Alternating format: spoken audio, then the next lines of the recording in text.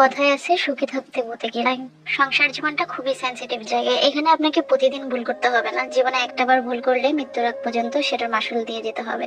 সংসার জীবনে ভুল না করে আসলে কারোই রেয়াত নাই। তবে সংসার জীবনে আমার এই 17 বছরে কোনো খুঁত ছিল না। আমার ভুল ধরার মতো দোষ ধরার মতো এই সংসারে কেউই ছিল না। আমি সবার সাথে মিলেমিশে হাসি খুশি সংসার করেছি 17টা বছর। 17 বছরে আমার জীবনে আমার শ্বশুর শাশুড়ি আমার বাসুর যা কেউই আমার কোনো রকমের দোষ বল কিংবা আমার কোনো খারাপ আচরণ তারা দেখেনি। আমার মা আমাকে যখন বিয়ে দেয় তখন বারবার একটা কথা বলেছে, শ্বশুরবাড়ি এমন একটা জায়গা সেখানে প্রতিনিয়তই মেয়েদেরকে পরীক্ষা দিয়ে যেতে হয়। এমন কোনো কাজ করবে না যেটার জন্য আমাদেরকে চোখে মুখে কিংবা আমাদেরকে মানুষ লজ্জা দেয়, চোখে আমরা যেন মানুষকে মুখও দেখাতে না পারি, এরকম কোনো কাজ যেন সংসার জীবনে কখনোই না করিস। কারণ মেয়েরা ভুল করলে মায়ের উপরে এসে পড়ে, মেয়েরা ভুল করলে বাবার উপরে এসে পড়ে, মেয়েরা ভুল করলে বড় ভাইয়ের উপরে এসে পড়ে, যে তার পরিবার নিশ্চয়ই তাকে ভালো শিক্ষা দেয়নি। মা বারবার একটা কথা বলেই আমাদেরকে বিয়ে দিয়েছেন। 3 ভাইয়ের 2 বোন আমরা, সুখে শান্তিতে আমরা সবাই সবার মতো করে সংসার করে যাচ্ছি। ভাইয়েরও দিব্যি সংসার করে যাচ্ছে, আমরাও সংসার করে যাচ্ছি। আমার কথাটা প্রতিনিয়তই এই 17 বছর মনে রেখেছি যে শ্বশুরবাড়ি এমন একটা জায়গা যেখানে প্রত্যেকটা গাইকে গাইকে মানুষ দোষ ধরার জন্য রেডি হয়ে থাকে। সেখানে দোষ করা যাবে না, ভুল করা যাবে না। সামান্য পরিমাণ ভুল ত্রুটি করলেও সেখানে ভুল কিংবা দোষ ধরার মতো মানুষের অভাব পড়বে না। এই 17 বছরে আমার সবচেয়ে মারাত্মক ভুল ছিল একটা, সেটা হলো আমার ভাইয়ের পাঁচটা মেয়ে। আমার বড় ভাইয়ের 5টা মেয়ে, এটা সবসময় আমাদেরকে অনেক বেশি চিন্তিত করে। বড় ভাই সংসারের জন্য অনেক করেছেন, প্রত্যেকটা বড় ভাই সংসারের জন্য ঠিক কতটা করে জানি না, আমার ভাই সংসারের জন্য ঠিক যতটা পেরেছে ততটুকুই করেছে। কিন্তু ভাইয়াকে আল্লাহ পাঁচটা মেয়ে দিয়েছেন, একটা ছেলে দিয়েছেন। 5টা মেয়েই ভাইয়ার বড় ছিল, ছেলেটা ছোট ছিল, যার কারণে আমরা সবাই ভাইয়াকে নিয়ে অনেক বেশি চিন্তিত। যেহেতু এখন সংসারে সবারই বয়স হয়েছে, সবারই আলাদা সংসার হয়েছে, জীবনের সবচেয়ে বড় ভুলটা করেছি আমি এখানে। আমি সিদ্ধান্ত নিতে কখনো ভুল করি না, আমার আবেগ অনেক বেশি। আমি মানুষের জন্য আহারের শব্দটা অনেক বেশি বলি। যেমন আমার ভাইয়ের 5টা মেয়ে, আমি মনে হয় যে আমার ভাই বাবার থেকেও বেশি চিন্তিত ছিলাম যে 5টা মেয়ে আমার ভাই কি করে বিয়ে দেবে। কারণ ভাই বড় সন্তান হওয়াতে খুব বেশি পড়াশোনা করতে পারেনি, আব্বার সাথে জমে জমার কাজ করতেন, একটা সময় বিদেশ গিয়েছেন কিন্তু খুব বেশি কিছু করতে পারেননি। কারণ প্রত্যেকটা বিদেশেই কিন্তু ভালো কিছু করতে পারে, বিষয়টা এরকম না। ভাইয়ের 5টা মেয়ে এই কথাটা চিন্তা করেই কিন্তু আমরা 2 বোন সবসময় চিন্তিত থাকতাম। আমরা আমাদের সাধ্য মতো যতটুকু পারতাম ততটুকু ভাইকে হেল্প করতাম। বাকি ভাইগুলো মোটামুটি ভালোই চলতো, তাদেরকে খুব একটা হেল্প করতে হতো না। ভাবিও আমাদেরকে কখনো অসম্মান করেনি, ননদ হিসেবে সবসময় যতটুকু পেরেছে তার চেয়ে কম হলেও করেছে। কারণ এখনকার যুগের ভাবিদের কাছ থেকে 100-তে 100 পাওয়াটা হয়তো বা আশা করাটাও নিতান্ত ভুল। কারণ আমিও কারো না কারো ভাবি, হয়তো বা ননদ ননসের রিকোয়ারমেন্টটা খুব বেশি থাকে না, তবে মিলেমিশে চলাটাই প্রত্যেকটা ননদ ননস চায়। আমরাও সেটাই চেয়েছি যে আমরা মিলেমিশে থাকবো। ভাবি আমাদের সাথে কখনোই খারাপ করার সাহস পায়নি।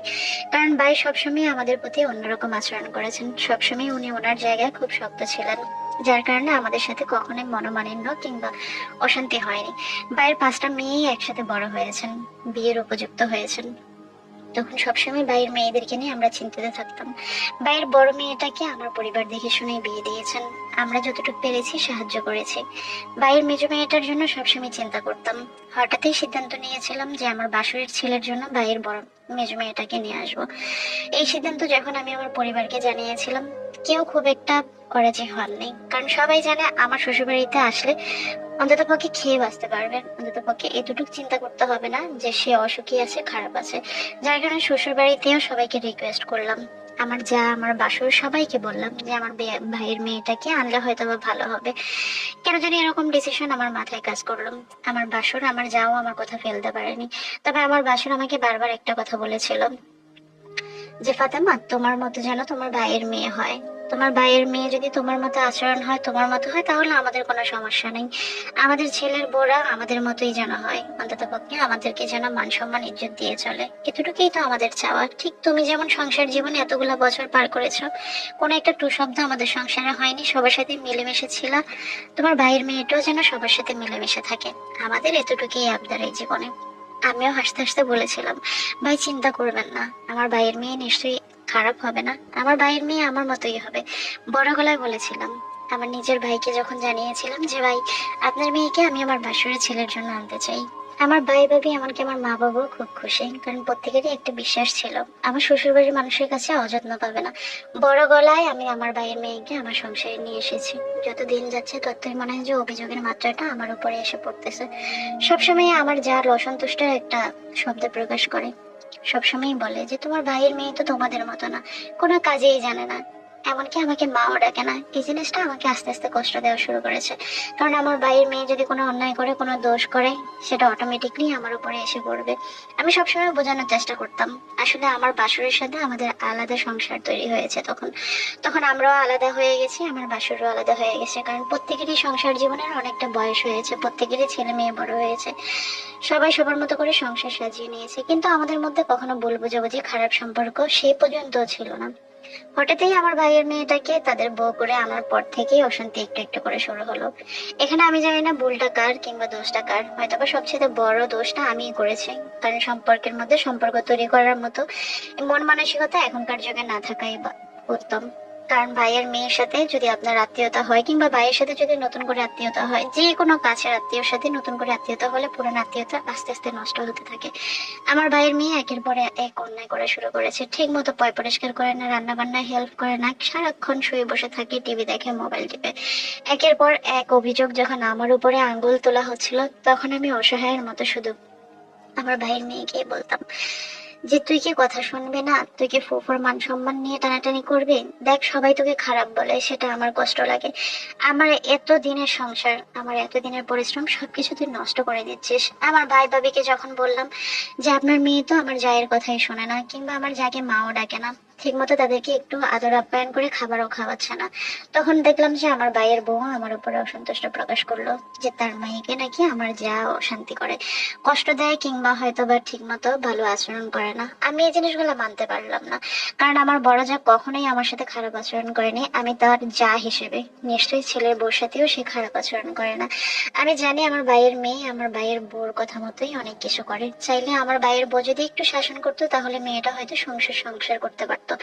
আমার বাসুরের ছেলে সবসময় একটা কথা বলতো যে কাকি, আপনাকে বিশ্বাস করেই তো আপনার মায়ের মেয়ে বিয়ে করেছি। ও তো আমার সাথে অনেক ঝামেলা করে, উঠতে বসতেই শুধু আমার মা বাবাকে নিয়ে আমার কাছে অনেক দোষ বলে, অনেক কথা বলে, যেগুলো শুনতে আমার ভালো লাগে না। কারণ আমাদের সংসারে কখনো অশান্তি দেখিনি, আম্মার সাথে কখনো আমার কাকির কোনো ঝগড়াঝাটি এরকম কোনো কিছু আমি দেখিনি। কিন্তু আপনার ভাইয়ের মেয়ে প্রতিনিয়তই আমাকে উস্কানি দিচ্ছেন, আমি যেন আমার মা বাবার সাথে ঝগড়া করি, আমি যেন আলাদা হয়ে যাই।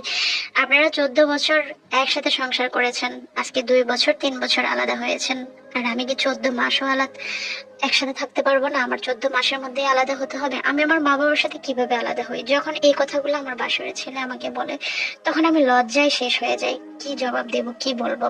একটা সময় আমার ভাই আমার উপরে অভিযোগ তুলতে শুরু করলো, কেন আমি তার মেয়েকে আমার বাসরের ছেলের বউ করে এনেছি। আমার ভাইয়ের বউ প্রতিনিয়তই আমার মার সাথে রাগারাগি করে, কেন এখানে এনেছি, তাদের মেয়ে এখানে ভালো নেই, তাদের মেয়েকে তারা কষ্ট দেয়। কিন্তু আমি তো জানি আমার বাসর কিংবা আমার যা সত্যিই কষ্ট দিচ্ছে না, হয়তোবা তার ভালোর জন্য তাকে কাজ শেখানোর চেষ্টা করছে, হয়তোবা বলছে অপরিষ্কার থেকে পরিষ্কার করার জন্য, একটু রান্নায় হেল্প করার জন্য ঘরের বউরা ঠিক যা যা করে। কিন্তু সেইগুলো কোনোভাবেই মানতে চায় না। আমি আমার ভাইয়ের অভাব দূর করতে চেয়েছিলাম, আমি আমার ভাইয়ের মেয়ের অভাব দূর করতে চেয়েছিলাম। সবসময় ভেবেছি আমার চোখের সামনে থাকলে হয়তোবা ভালো থাকবেন, আমার চোখের সামনে থাকলে হয়তোবা আমিও একটু সহযোগিতা করতে পারবো। আমি কত তাকে বুঝাই, কিন্তু সে উল্টা বোঝে, সে উল্টা আমার নামে তার মা বাবার কাছে কমপ্লেন করে। তখন আমার মার সাথে আমার ভাই কিংবা ভাইয়ের বউ রাগারাগি করে। এই জিনিসগুলো আমার অনেক বেশি খারাপ লেগেছিল। ভেবেছিলাম ভাইয়ের একে একে মেয়েগুলাকে আমরা আত্মীয়তার মধ্যে কিংবা আমরা দেখে শুনেই বিয়ে দেব, কিন্তু ভাই ভাবির এমন আচরণ, ভাইয়ের মেয়ের এমন আচরণ, আমার সংসার করাটাই কঠিন হয়ে দাঁড়িয়েছে। আমার হাজবেন্ডও আমার উপরে অভিযোগ তোলে আজকাল, যে তুমি কেন চালাকি করতে গেলা, কেন তুমি তোমার ভাইয়ের মেয়েকে আমার ভাইয়ের ছেলের জন্য আনতে গেলা, কেন তুমি পুরান সম্পর্কটাকে নতুন করে নষ্ট করতে বসলা। তখন আমার কাছে সত্যি আফসোস লাগে, সত্যি আমার বিবেকের কাছে আমি তখন স্তব্ধ হয়ে যাই, যে সত্যি তো আমি ভুলটা করেছি, কেন এমনটা করেছি, কেন আমার ভাইয়ের মেয়েকে আমি এখানে এনে দিতে চাইলাম। তারা খেয়ে থাকুক না খেয়ে থাকুক, তারা তাদের মতো ভালো থাকতো। আমি কেন এত বড় অন্যায়টা করতে গেলাম, কেন এত বড় ভুলটা করলাম। আজকে আমার 17 বছরের জার্নি, 17 বছরের সংসারে আস্তে আস্তে করে কলঙ্কের দাগ পড়তেছে, যেটা আমার কারণে না, আমার ভাইয়ের মেয়ের কারণে। কারণ আমি এতটুকু বলবো যে প্রত্যেকটা মেয়ে তার মায়ের পড়াশোনায় নষ্ট হয়, প্রত্যেকটা মেয়ে তার মায়ের কারণে নষ্ট হয়। কই আমাদেরকে তো আমার মা বাবারা কখনো পড়াশোনা দেয়নি। গল্পটা শেরপুর থেকে এক আপু পাঠিয়েছিলেন, তার পরিবারের ছোটখাটো যে সমস্যাগুলো তৈরি হয়েছে। আসলে জীবনে একটা জিনিস সবসময় মানুষের মনে রাখা উচিত, যে কারো গায়ে পড়ে উপকার করতে নেই।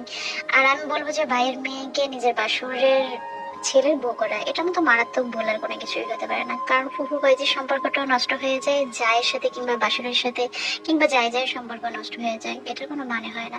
কারো প্রতি এতটা দুর্বল হওয়ার কোনো কিছু নেই। প্রয়োজনে টাকা পয়সা দিয়ে হেল্প করা যায়, সর্বোচ্চ হয়তো বা বিয়ে শাদীতে মোটা অঙ্কের উপহার দেওয়া যায়, কিংবা সহযোগিতা করা যায়। কিন্তু তিন বেলা কেউ খেয়ে বাঁচবে, এটার প্রতি আবেগী হয়ে এত বড় ভুল ডিসিশন নেওয়াটা আমার মনে হয় যে আপু আপনার পক্ষে ঠিক হয়নি, বা এটা ঠিক কাজ হয়নি। কারণ আপনার 17 বছরের যে একটা জার্নি, আপনি গুছিয়ে উঠেছেন সংসার জীবনে, প্রত্যেকটা মানুষ আপনাকে কখনো আঙ্গুল দেখিয়ে কথা বলতে পারেনি, এতটা মিলেমিশে সবার সাথে ছিলেন।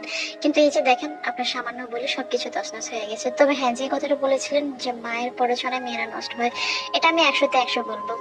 গ্রাম বাংলায় একটা প্রবাদ বাক্য আছে যে মায়ের মায়ের মতোই জি হয়, এরকম একটা কথা আছে। এটা 100-তে 100 কথা সত্যি, যে মায়ের মতোই মেয়েরা আসলে হয়। মায়ের আচরণটা মেয়েরা অনেক বেশি পায়। যে মা তার মেয়েকে সঠিক রাস্তায় মানুষ করতে পারে, সেই মেয়ে কোনোদিন শ্বশুর বাড়িতে গিয়ে খারাপ করবে না, এটা 100-তে 100। আর যে মা অসভ্য, তার মেয়েগুলো অসভ্য হয়, কখনো ভালো হয় না। তবে হ্যাঁ, হাজারের মধ্যে অনেক ডিফারেন্ট কিছু আছে। ভালো মেয়ে, ভালো মায়ের ঘরেও খারাপ মেয়ে হয়, আবার খারাপ মায়ের ঘরেও ভালো মেয়ে হয়। কারণ গল্প পড়ার আহ তাগিদে আমি অনেক কিছু পড়েছি যে কতটা খারাপ একটা মা হতে পারে, তার ঘরে কিন্তু অনেক ভালো মেয়ে হয়। আবার অনেক ভালো মেয়েও, অনেক ভালো মায়ের ঘরেও খারাপ মেয়ে হয়।